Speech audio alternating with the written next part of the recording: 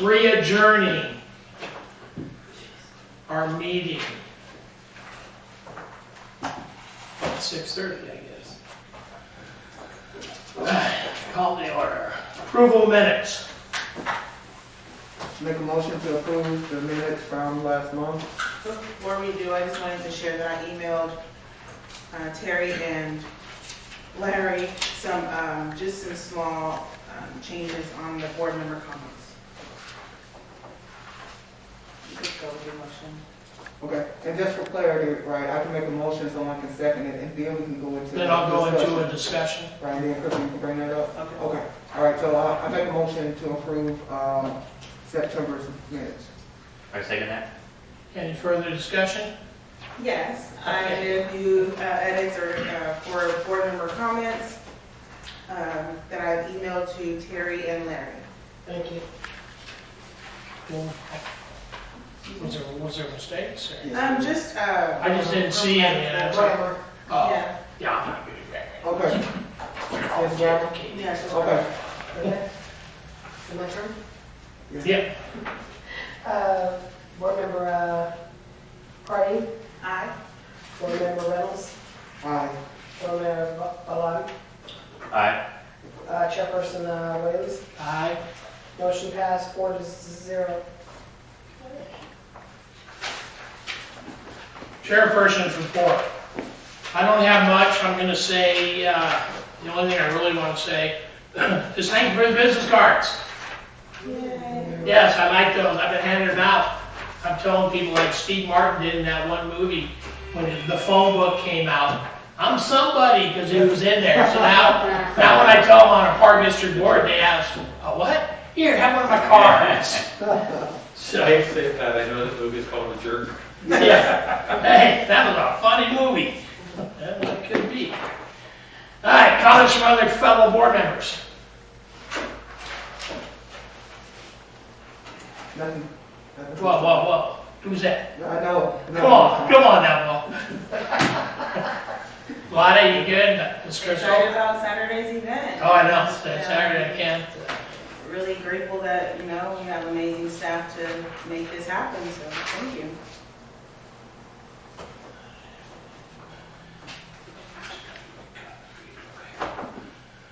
Okay, reports from standing committee. We only have one. It's really not. We will discuss it the next November 4th board meeting because we have a meeting Friday. 6 administrators reports. Larry.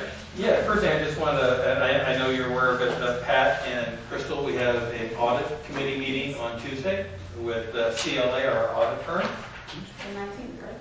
What's that? The 19th. Yes, is that next Tuesday? And just quickly, you saw that we submitted our application for the COVID relief funding. Terry got it in so quick, we were number 12. And without getting too much detail, we submitted our application. If they were to give us, and I think that's what they were projecting, was 10% of our actual cost, we would get approximately $80,000 to $90,000. However, it's really dependent on how many people apply, because the more people apply, then it kind of whitewashes those numbers a little bit. But at this point, we'll take anything that we can get. And you saw the time frame is by January, they should be dispersing checks. That's how quickly they're moving on this. So thank you to Terry for getting, and Scott and Sarah and Rachel and others to get all that information together. We had all our information done ahead of time. We just didn't know how to format it. So we had all those numbers and they were all able to put this together in one day. And Terry filled out the application real quick and we were good to go. A lot of questions. That's It it. wasn't very correct. For up to $90,000. Yeah. Well, actually, it was like 900,000, but 10% of that is the most we can expect to But get. I mean, that's still, But we'll take it. that's money, if anything, we get something's better than nothing. If they give us $10 and a free lunch at McDonald's, we're gonna get mine. We need more than $10 in McDonald's. So, just real quick, we briefly talked about Proposition 68. Hopefully, we'll hear soon on that.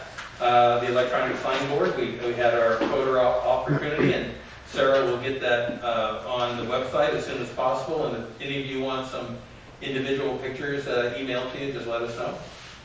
And I shared with you earlier about the district park improvement card that had been mailed out, and thank you to Scott for putting that together.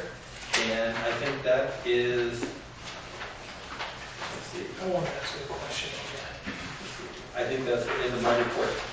again.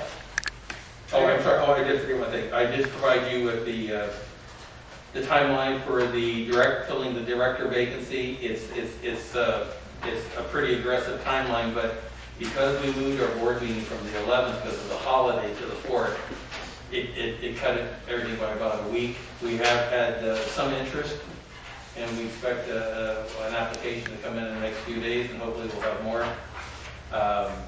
And then we'll move forward on November 4th with the appointment, provided the board finds somebody acceptable. Yes, ma'am. So, I mean, excuse me.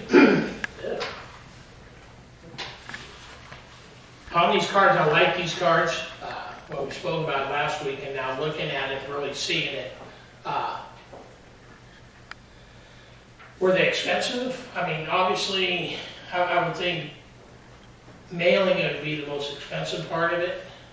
It was about $250 to reach residents around both different parks. So about a buck a residence.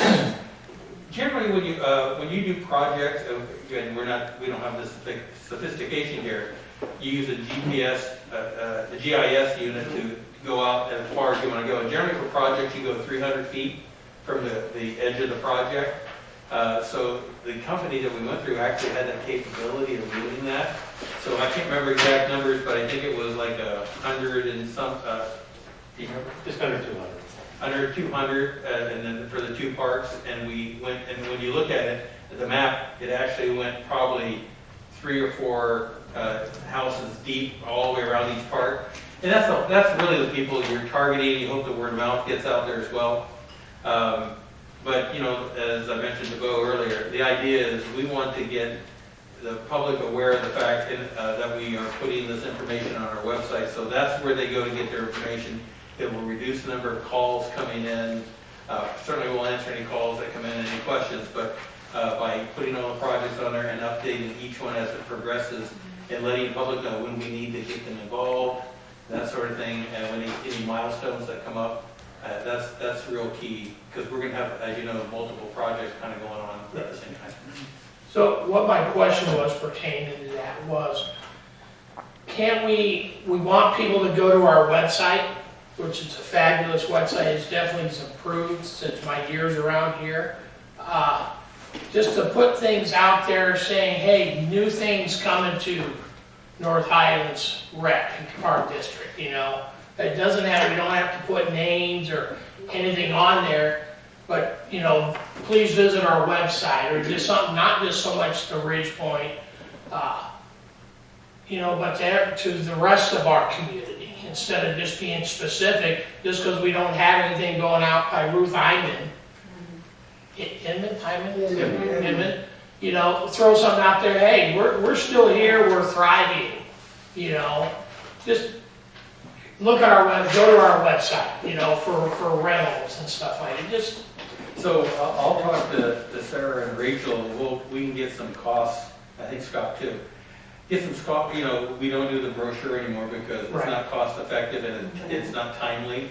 But to get a cost of getting like a 2-page front and back mailer that we can do to every Well, you know what, we can just put it on, that's why I said. Well, we can get more information on the flyer, and it's probably the cost is going to be, mailing cost is going to be the same, because you get the bulk mailing rate. So we'll look at different options to see which one gives us the best bang for our buck, but kind of having a coming back, welcome kind of introduction probably with that. Post-COVID, here's what we got, you know. Come out and play. Like we talked about that a few months ago too. I'm sorry, I didn't hear. Come out and play. Another just something to look at, I don't know if it will work. Maybe if we had a QR code for each of the parks, and we would put, you know, Sierra Park, and then the QR code under that, folks would go to their park or their park that they use the most, goes directly and it pops up on their phone at our webpage, at that site, whatever it may be. I'm just thinking of how we can get the most information in an effective small space.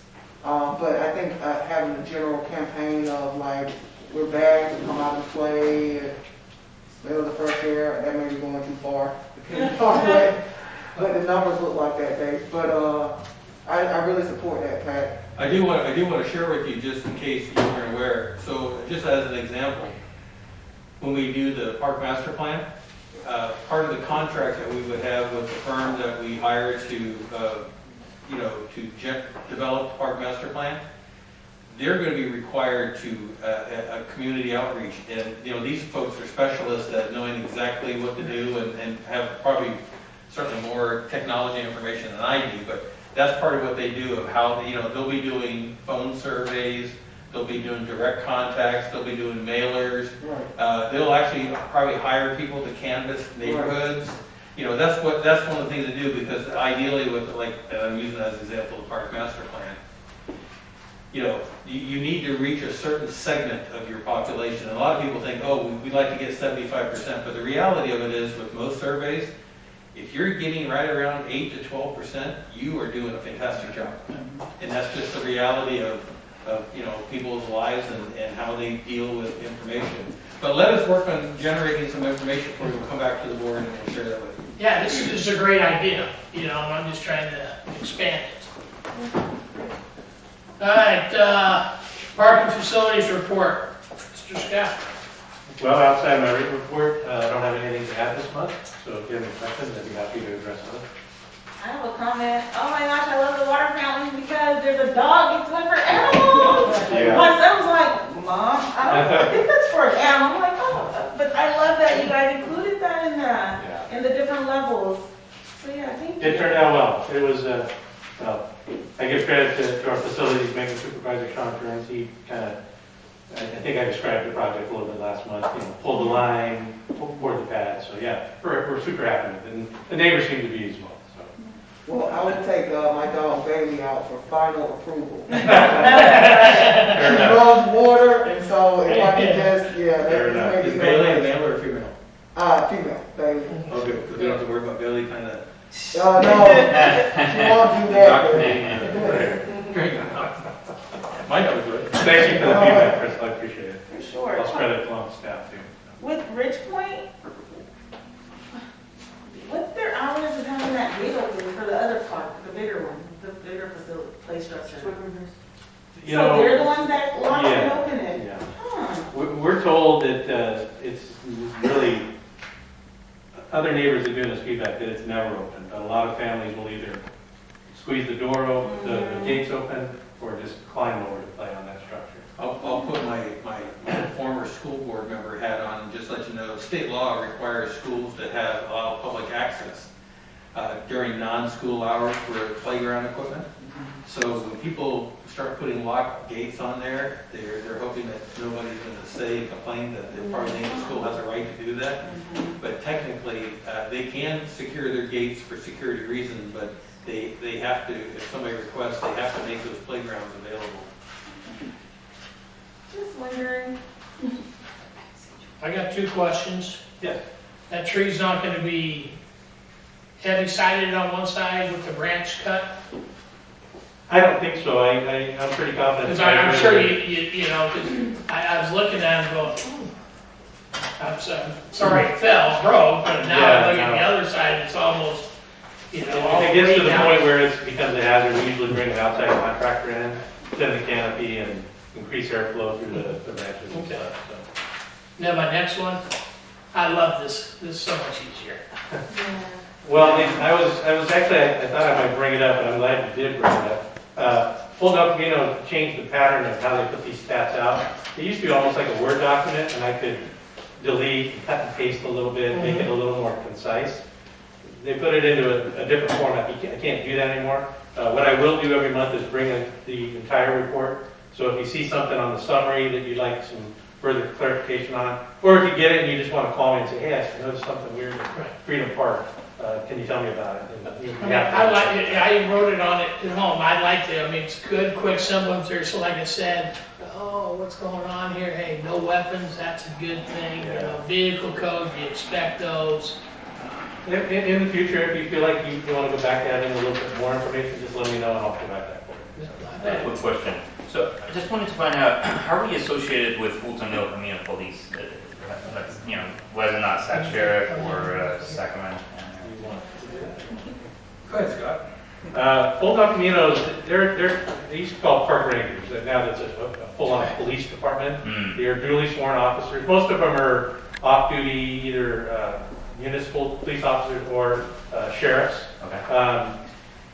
We were kind of last to the party when it comes to all of our park and rec counterparts in Sacramento, the greater Sacramento region, signing up with them. We used to use private security to maintain or to secure our parks. Fulton El Camino has certain advantages in that they can arrest folks, they can run warrant checks, they work hand in hand with Sacramento Sheriff's Department. In fact, if you call to get a dispatch from the Fulton El Camino force, you would call the non-emergency line at Sacramento Sheriff's. Sacramento Sheriff's will actually back them up in situations where it might be beyond the scope of what the Fulton El Camino officers can do. So you know, like I said, every district from Carmichael to Mission Oaks to Sunrise, everyone's using Fulton El Camino right now. And then these reports, I'm guessing they're getting from Sac Sheriff. It's a combined report, or is it just from? No, it's specific to the activities of the officers that are patrolling our park. So where you see 19 citations, you can bet that most of those were either in Freedom Park or Brock Park. We get the heaviest activity that these guys are paying attention to. They do a lot of warrant checks, a lot of well, you can see the summary. But, Yeah. we've been with them. This is our third year, and it's made a marked difference in our parks because they are actually out patrolling the parks. You know, from mid-evening all the way until early morning hours. That's great. We had that rash of arsons over at Freedom Park about a month and a half ago. We contacted them. They were on it. They sent officers out in plainclothes guard to actually keep an eye on the park for us. And they were instrumental in, when we did identify a suspect, they wrote a trespass notice, which private security can't do. A trespass notice basically means you got 3 days to vacate. If you're here past that third day, we will arrest you. And that's usually all it takes to let the suspects know that they shouldn't be in the park anymore. So it's just it's a more professional, more concise way to keep parks safe. And I just want to add to it too, one of the things that Scott's been working on, and we'll be coming back to the board at the December meeting when we do our mid-year financial budget adjustment. Because of the type of crimes that we're getting in like Freedom Park and Brock Park, we can't have an officer can't be there 24 hours a day. So I think it's time that we put cameras in those parks, because those are the ones that get hit the hardest. And places I come from before, we actually put them in, I think, 35 or 50-something parks that we had in Napa. But the idea is, sometimes you could put one camera, real camera in the park, and put like 4 or 5 fake cameras, and they look just like a real camera. But you can focus your attention on where areas that you want. You can move those cameras around. You can even set them up so you can monitor them right from your computer. I think it's time that we do this because the cost of the vandalism is getting to the point where, with the money we pay for cameras, we're using to replace vandalized. Both the porta potties got torched, Daisy Park, the garbage can got torched, the playground equipment got torched. And we may go months with none of that happening again, but then we may get, another arson in the area, and they like doing those things. So anyway, we'll be coming back to you in December, and we're just running some numbers of what's gonna cost to get some cameras in there. I have a question for Scott. What's the replacement, it says at Larchmont Park, a new replacement panel was installed? What's that? It's part of the main, the 5 to 12 play structure. Just by age and a lot of use, one of the panels basically just wore out. So we order a specific replacement part, and then we're able in-house to have our guys install that and replace the worn out part. It eliminates, the the possibility of kids' fingers getting pinched or, snagged on something, so, yes.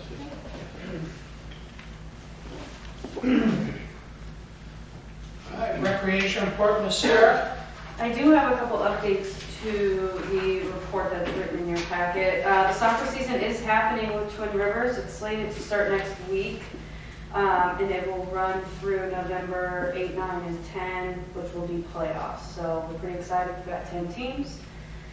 So we'll be starting that next week at Village Elementary School. I did have a couple responses to a couple things that came up earlier. The postcard is being tossed around in education already, so some of that information is happening already and in the works. I'm not sure when people are wanting to use the Ridge Point Park that's behind the gate, but I know that the after-school program Monday through Friday has it until 6 p.m. So if there are complaints that are happening pre-6 p.m., that's why. So there's that one. But we are excited about the Halloween event that's going to be happening this weekend. We've got a lot of attractions, balloons, bounce houses, games, 10 vendors. Obviously, we've got candy, and we've had a great push for pumpkins, so it looks like we're going to be right around 100. So we're a little under right now, so if anyone wants to help push us over that 100, we'd be happy to speak with you after the meeting. But we're really excited that things are starting to open up and move along for recreation. Maybe I'll not take any questions. Go ahead, I got a bunch. Question about the trainings that are happening with the district and Twin Rivers. Is it only for district staff? Pardon? Is it the training that it says receive training from Twin Rivers? The first comment, is it just for the district staff and? For the paraeducators. Yes, for the after-school program? Yes, for district staff. I was really excited about some of the topics. I was like, oh, can board members participate? Guess not. And then a question for the Fun Friday stuff. Do y'all have consoles, like game consoles and stuff, like dancing games or like other stuff? Mm-mm. No, we don't. All right. And then do y'all have a suggestion box for students to participate and share ideas? We do. And then there was another thing. Is there any opportunities to expand to high school students at all? I see, like 5th, 6th grade, 8th, 7th, 8th grade. Is there anything coming for high schoolers? It's something that we can look into. I wouldn't want to put this out, but I think I've shared this with you before. Historically, the most difficult age group to reach is a high school student. And you'll go in now I'm not saying all, but most districts or cities or county parks and recreation agencies have very few of any programs for that age group, simply because when you get to that age, you want to be with your friends, you want to hang out. Once you get a driver's license, the whole world changes. But I mean, it's not popular anymore. But places I worked before, snow days where kids would, and we get a lot of high school kids this way. We'd rent a bus, and the bus would take them up, not all the way to Tahoe, but close where the snow was, and they'd go out in toboggan and slide and have that sort of thing. But it is a very difficult age group to program for. It's always been that way. I definitely understand, but I also realize that in our community, those are some of the students that are getting into the most trouble, that are actually experiencing more mental health challenges, that are being going to the hospital for mental health crises and evaluations and treatment centers. So I'm just saying, even if it's start small, or collaborate with one of the schools that's close to a high school, or even if, I don't even think there's a high school that's close to Ridge Point. No, I think like Highlands might be the closest one. But like even if there was a project or a program where the high schoolers can come and volunteer or support with the after school program, but I would love to see something, even if it's a quarterly activity for high school students, just to engage them a little bit. That would be amazing. And then I think my last question. I see that there is staff is in the process of developing marketing. Is there any way that board members can help? And then considering sending or sharing with like Facebook groups. I see you all are already connected with Twin Rivers. Just wondering, is there anything that we can do to help? I think staff is going to prepare the actual marketing program once we get things going. Absolutely sharing and pushing what we've produced out to other people would be most helpful. And then my last one is for the seniors. Have we, by any chance, attempted advertising at the senior communities or the senior apartment complexes, and maybe creating an incentive? I know some of them have buses or like vans for them to take them out to different places. Maybe they can come to one of our senior events with a bus full of residents. So just a suggestion for the senior folks. And yeah, that's about it. I'm really, really, really excited for all the amazing things you all are doing. With the great, amazing work. Thank you. Oh, Okay. my turn. Well, I'm not Alan. I'm not I'm just Alan. messing with you. No, Crystal hit on one thing about the adults. I mean, I got that in there, and you know how passionate I am about people my age and older. You know, gotta give us something to do besides go to Thunder Valley and spend our retirement money. But it says here, to improve our numbers. So from last year, we don't keep any track of seniors. Not necessarily. I mean, I know a lot of things personal. Some people, when they get like that, they're not gonna. So this program was, I think, historically, Twin Rivers ran the program. They used our facility. At some point in time, Twin Rivers cut their funding for that program, so we took it on, including the cost of the staff member, at a relatively similar pay range that was already in place. And so, Okay. No, I was just curious because I just, like she says, I mean, we got senior. I'm trying to think. The seniors' home is down there on Watt Avenue. Apartments, yeah. Maybe a flyer we put up, go in the office, see, we put up a couple flyers, hey, we're having this for seniors. So just food for thought. We're getting there. Just keep in mind, we just opened up back for these kind of programs just a couple months ago. So they've got a lot on their plate trying to get everything up and running at one time. And No, I they were understand. crashing in their office a few minutes ago trying to deal with some unexpected emergencies. But yeah, we're getting there. Okay. My next thing I had the yard sale. It looked like the yard sale was a success. I couldn't make it due to the fact prior to commitment. yeah, it was really well. It was ran really well.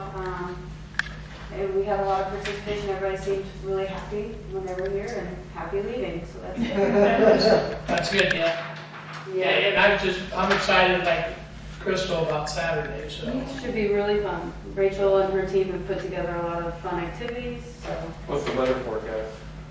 should be nice. Sunny. Low 80s, but at that time it'll probably be in the 70s. Because I thought I heard that there was a rainstorm coming in early Larry, next we week. don't need that. And a major one coming right behind you, but only after your program's over. Oh, okay. Yeah, I'm gonna say, don't stop. Let's figure it out. Is Need there, the rain. will the COVID clinic do another month, or that's it for now? The curative clinic has not reached back out to me, but the Sacramento County is going to be coming back for another flu shot / vaccine day in October 26th. Did we get any numbers yet about the number of flu shots? I think the whole number was 45, but I'm still waiting on numbers for the COVID side. If you haven't got one, come and get one. Some of us, I think Rachel and I and Sarah walked over and got our shots, and some others were scared to get their shots. I told you to give me your puppy and I would get it. When you start growing a second head, we'll understand where it came from. Like they just implanted a GPS. I've got a flu shot since I was 25 years old. I haven't got the flu. Take back that far? Not really. It's older than me. Oh.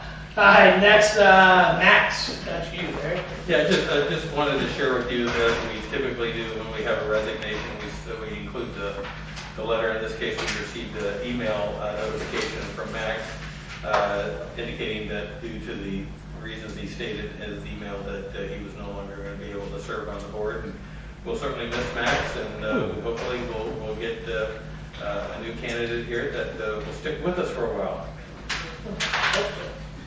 It seems like a really short turnaround, but, will interviews happen between the 27th and the 4th? No, it'd be. They're on, oh, they're Only on the on the board, 4th. yes. We accept applications in those dates, but the actual interview will happen at the next board meeting. Just like we did before. Yeah, and that's not, you know, and honestly, we just need bodies. You know, I've never seen so many leave at one time, you know, so. Well, you lose a lot of, as I was sharing with Lottie, you lose a lot of institutional knowledge. You know, I've shared with you before that, you know, prior to the last election, we had 63 years of experience, which is fantastic. And you see how quickly things change when you have new board members elected, and then you have people who leave, and you got to make an appointment. You know, it's a process we have to go through. And I'd love to have the next person and have this board be in place for the next so many years, so we don't have to do this again. Because in the end, it makes it easier on everybody and better for everybody if we have everybody here and not, you know, leaving. And I'm not, look, I don't get me wrong. If you look at it, Alan retired from his job, moved down south, be close to his kids. You can't fault him for that. He spent 25 years on the board, so, you know, kudos to him. And who was the other one we had? Diane. Well, Diane lost the election, but Zach Smith, he had 6 years, I think, on the board. He had moved out of the area as a school teacher, and then, you know, Max. But hey, you know, we move on, we move forward, and we do what we can. We'll survive. Absolutely. We will survive. So you have with you the time schedule, which is pretty straightforward. We're already accepting applications or letters of interest. We have not received any, but we've been told by a candidate that one letter will be on the way. And when she submits it, we'll include it in the packet for board consideration. And the November 4th meeting, part of the meeting will be set aside for board interviews and appointment process. 7 letter, but this is coming up under C, right? Yes. Okay, so put that here for now. No comments, I didn't get any emails from Larry, so no comments from citizens or organizations. 9, no unfinished business.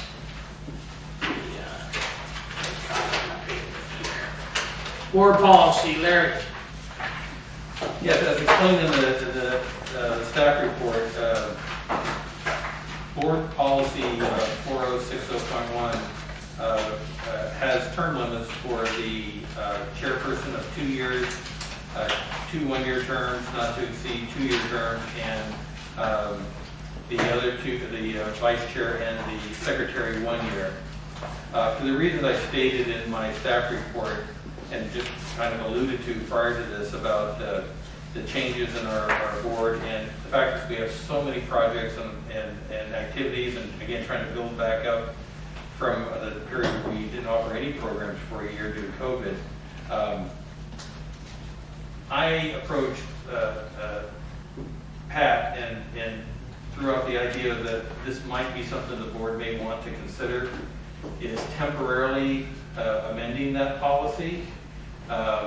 And it's not that anybody here can't be chair and wouldn't do a fine job, but you know, Pat has a lot of institutional knowledge of the district, and he is something. And you know, I'll just put out, he's retired and he's available, and we do meet once a week, and we talk on the phone and email. And as an administrator, sometimes things happen, and I need again, not something that would require a vote of the board. We can't do it that way, but certainly I need to get some input and feedback, and usually from the chair. And it was no different when Alan was the chair or Diane was the chair and with Pat.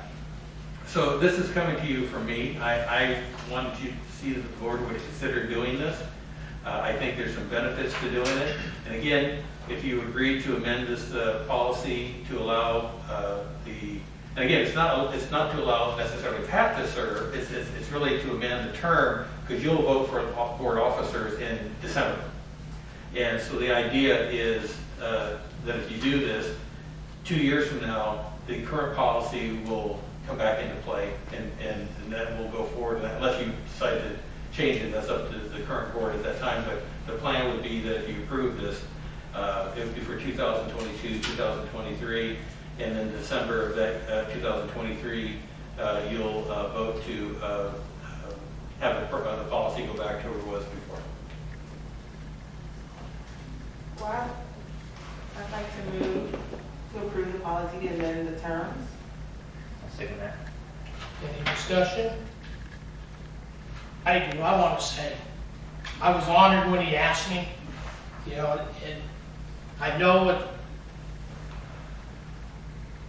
it's our policy says this, and I think it's the best interest of us. I mean, do I not think you guys could do it? Yes, I know you can. But just with me being here, like I said, Larry, he's my work wife, and I'm retired. You know, I mean, they know how many times I come in here for stuff, you know. Learn something new every day. Sorry, Chief.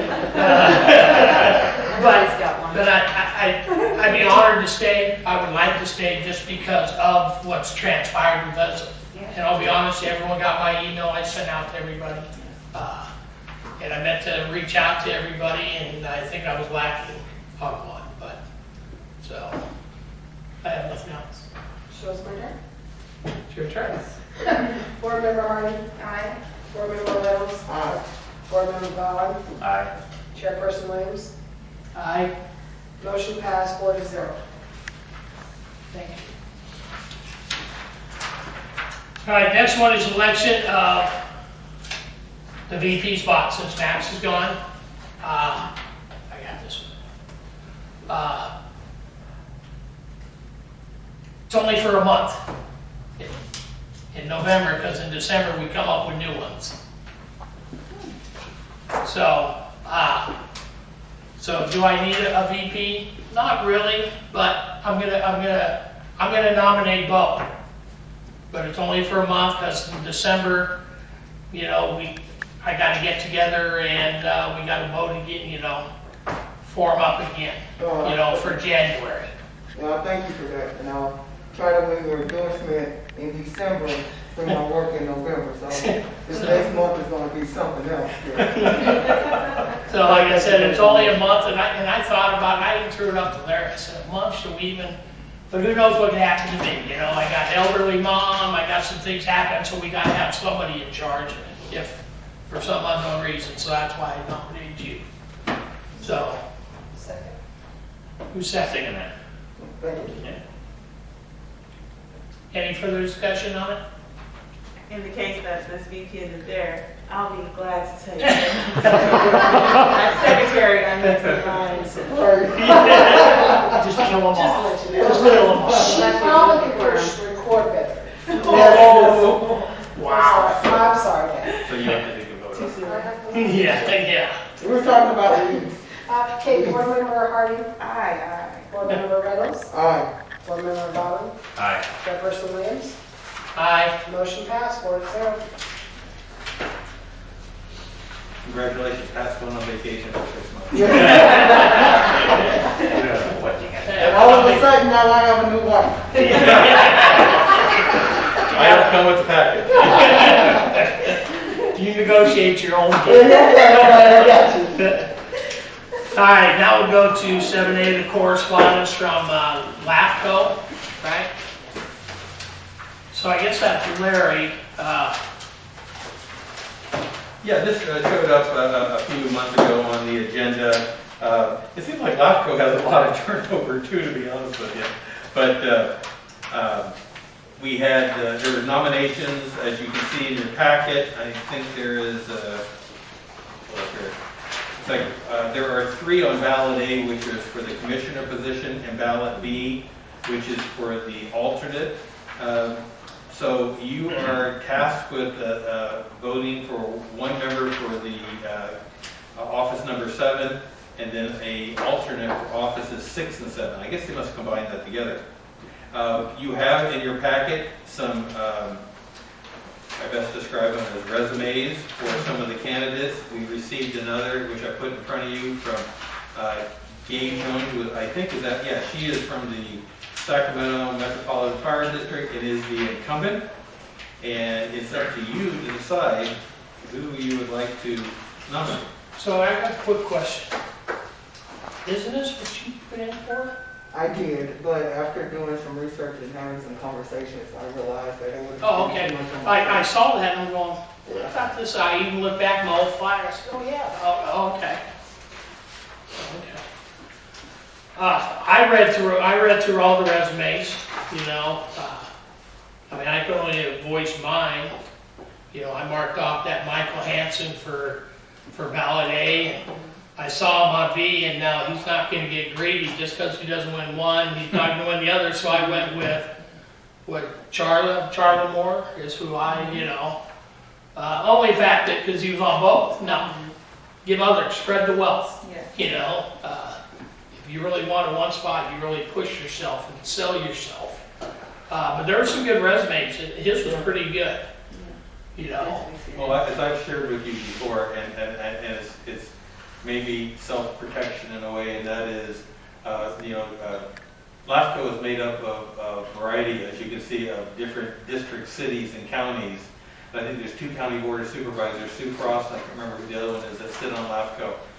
And when issues come before LAFCO, you know, it certainly does not hurt to have somebody that represents special park and recreation districts, because one, they have an understanding of what you do, and you know, to be honest with you, to have a sympathetic ear, and you know, we're I think the Parks and Recreation side is the least supported. I think there's water districts and fire districts seem to dominate LAFCO. I don't know either one of these candidates, but you've read the resumes, and like Pat said, certainly they seem to be qualified, but I leave that up to you. I just want to share with you that, you know, LAFCO is about land, you know, not land acquisition, but changing the status of the land you own and the land you want to acquire. And, gee, it's nice to have somebody that maybe has a good understanding of what you do and is supportive of it. Yeah, you know, I look at the Michael, 2 pages, and it's just, yeah, it blew me away. You know, I mean, Yeah, my vote. he sold me. So. For your motion. You can do one. You can do both in one motion if you like. So I make a motion then on ballot A, Michael Hansen, and on ballot B, we go with Charla Moore. Who's second? I'll second. Any further discussion?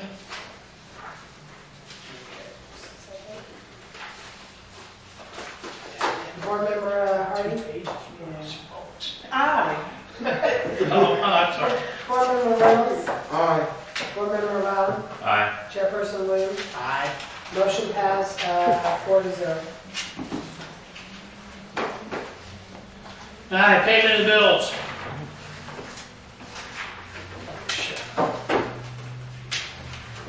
Shit, I don't want too bad at me. You can go ahead. You probably go to somebody else. Okay, one quick question. Yes. The water bill for Freedom Park, I thought they paid for that. They pay for the DF softball field. We pay for Freedom. And, That's what I thought, and I wanted to get clarification, yes. because it says on here softball complex, Does it? and that's what caught me. Okay. So, yeah, if it would have been for Freedom, It's just what. Yeah, just so you know, the water is in their name, the leasee's name, and they do pay it. well, see, that's what I thought, you know. I need to take it out of there then. It's just a misname then. I'm an Alan. Fix that. Call me Alan. No problem. And then my one last thing, the audit costs that much? What is? The audit with them? Oh, that's not even done yet. I think it's right around $12,000 for the audit. That's what we did, paid 3/4 of it already. Yes. That's actually pretty consistent. I mean, well, this will be my 8th audit since I've been here. And I think the one when we had, what was Larry's last name? Babe. Larry Bain, I think he was around $8,500, $9,000. But you're paying for accountants, and you got a team of them, you don't have one working for you, so I always thought it was actually rather cheap, because when I worked for city government, they would do an audit of the entire city, it might be $200,000. The city's got money. North Highlands doesn't. How often are the audits? Once a year. And my last one question, our computer meltdown, is that gonna come out next month? I didn't see it. They just got the equipment in, building? yeah, the last 2 days. So They're working on it. Yeah, they put a temporary in for us to use. Oh, okay. Our server died, and so, we're using a temporary one till the new one, and they have to kind of build it. So I think it was $5,000 or $6,000? Yeah, that's I do negotiate that. $4,500. still a lot of money. Yeah. But you need It's it. coming out of my budget, but yeah. You need it. All right, I need a motion? I got a quick question. Yes, sir. I think I know the answer to this, but Steve's Rocks are providing us with some kind of rocks. Landscape. Landscape, okay. I just saw it just repeated so many times for the same amount. We, the project over at Ridgepoint, when we put the water fountain in, we created pathways from both sides of the playground using decomposed granite. Okay. And we could only pick up a certain amount in our vehicles, so you see the same charge, curve. It's just, we would prefer they bill us one time if they don't get that. Okay, thank you. Make a motion to approve the bill for this month, of November, I'm sorry, October. Or is this September? Hold on. It's for September. For September. Okay, make a motion to approve the bill payment for the month of September. Thank you. Second that. Any further discussion? Board Member Harding. Aye. Board Member Reynolds. Aye. Board Member Bond. Aye. Chairperson Williams. Aye. Motion passed 4-0. Did I hear Bo say that he approved October's and November's? No, you didn't. I called for correction. All right, meeting's adjourned. Next meeting of the board of directors will be on November 4th, 3 weeks.